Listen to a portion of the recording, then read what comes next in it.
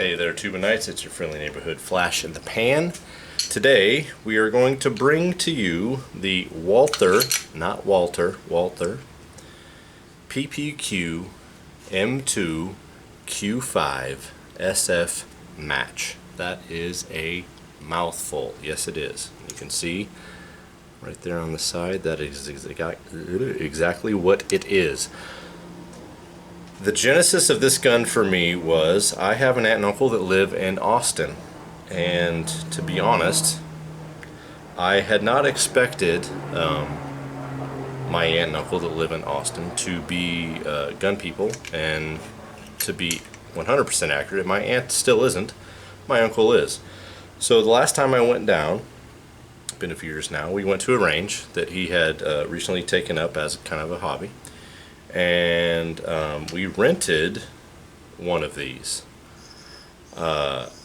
We started out with a CZ75, what is it, the SP02, which we were doing pretty good with, but you know, it's a range gun, and I don't think they cleaned it recently, so we were having some malfunctions with it, and they gave us the option to check out something else. And so I was like, hey, can we try this bad boy out, because I had seen it, and of course, looks being the most important thing, because rule number one is look cool.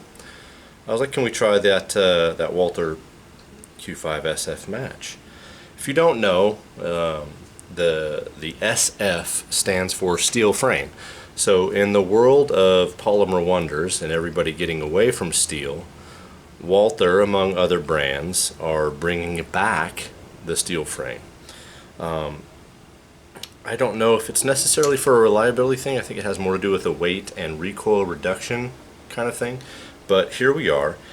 And the point is, when I shot this at that Austin gun range, I couldn't miss with it, man. Like, I think we ran the target out to 25 yards. And can I shoot okay with the pistol? Sure. But at 25 yards, that's a whole other conversation. And at 25 yards, I'm here to tell you, and this is not a humble brag, this isn't anything. I put a group of rounds with, I mean, I won't say it was quite a fist, but it was within a palm, like whatever that is. Let's say 4 or 5 inches at 25 yards.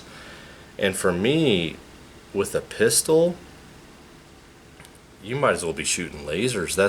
It's really hard to beat. So anyways, this gun has always been in my mind since then. Now then, the MSRP for these was like $1,800 or something like that, which is the price of a good rifle, like a really good rifle. So for me, I was like, that's a lot. We'll hold back. Maybe they'll come down in price. You know, who knows? Whatever. Long story short, here we are a couple years later, and the price did come down. It came down relatively affordable, at least for what this is, you know, a match grade gun, kind of a competition gun, more of a high-end pistol.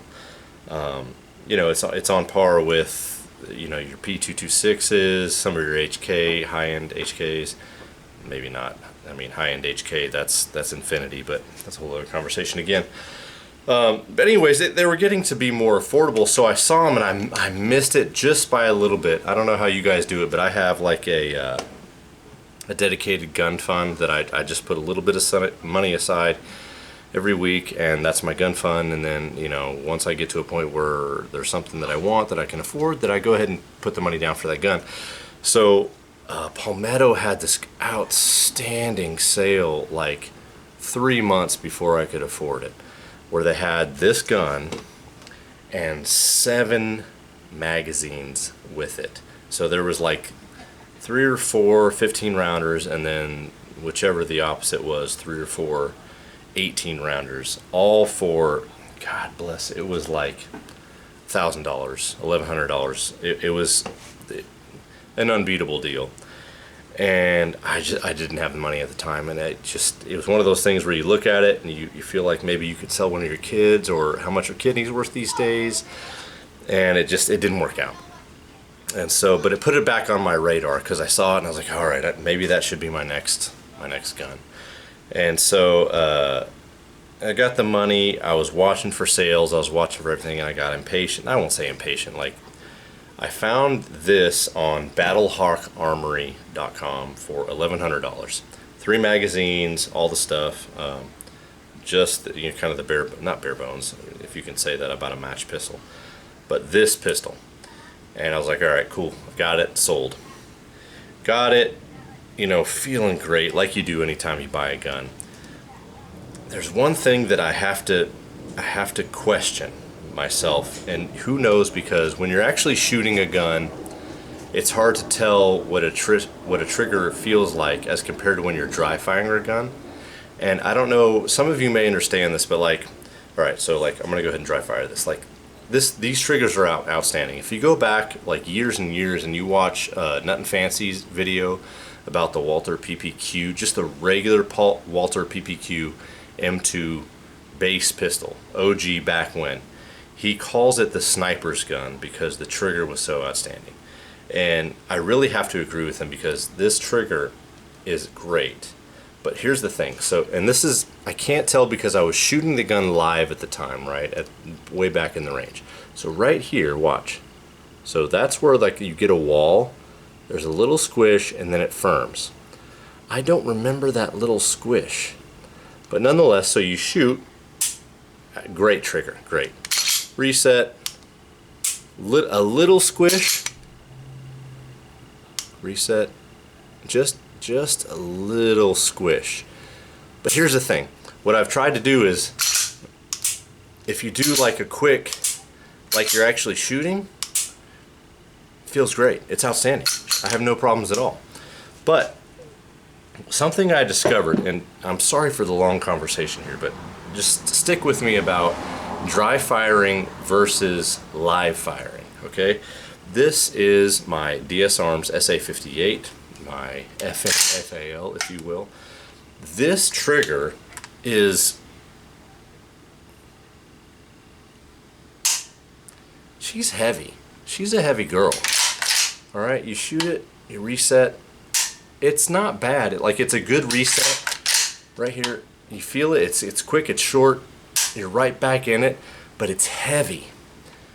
I say that when I'm dry firing, but when I'm actually shooting it, I don't notice it. It feels like just a regular kind of mil-spec trigger. Like you shoot it when you're live firing, mind you. Now, I don't know if you're just distracted by recoil. I don't know what it is, but it doesn't feel that bad. And that's weird for me, dry firing, because of course the pistol that most of us know and love is the Glock 19. And the great thing about the Glock is there's no squishy, it's no heavy. Like everybody knows a Glock trigger, there's really kind of not much plus and minus. It's kind of a, you know it. If you've shot a Glock, you know what I'm talking about. So there's that, you stack right up, reset, very crisp reset. There's no extra slack. It's a heavy-ish trigger. If you've shot a Glock, you know what I'm saying, but it's not intolerable. But it's right there. And it's really got to be what's kept Glock in the business for as long as it has, outside of the reliability. But there's no squish. And when I go back to this guy, there's the initial wall, and it feels good, but when you reset, little bit of squish, just a little. And I don't think I'll notice that when I'm shooting, but it's still something that I noticed while dry firing. Anyways, having shot this in the past, this is still unfired. This is mine that I have unfired. We are going to the range soon. I have plenty of ammo for it. I'm going to the range soon. Haven't done it yet. I plan on shooting a ton, and what I need your help before I do is this. This gun comes with 3 magazines, and they are the 15-round magazines. Now, I've done what I could to research as far as compatibility with the Walther, that mess, PPQ M2 Q5 SF match. And the only thing I found that also will feed into it are the Janik, however you want to pronounce it, TP9s. I've heard work in it, but I've only seen one example on YouTube where somebody was using those magazines to make it work. And I've also heard that the Walther PDP magazines work. However, you have to be careful because you can damage the extractor if you use the PDP magazines. Anyways, I'm hoping you guys can help me out because I have found 17 rounders on Brownells for $36, $37, which that's 2 more rounds than the standard 15 that it comes with. But I'm sitting here looking at this gorgeous, it's gorgeous. Look at it. Modern pistol that only holds 15 standard? We can do better than that. Come on, Walther. But there's not a lot of information out there as far as compatibility with other magazines, even within Walther itself. It's one of the things that makes Glock so nice, is because if you have a Glock 19, for example, you know you can use any other Glock 9mm with the exception of the Glock 26.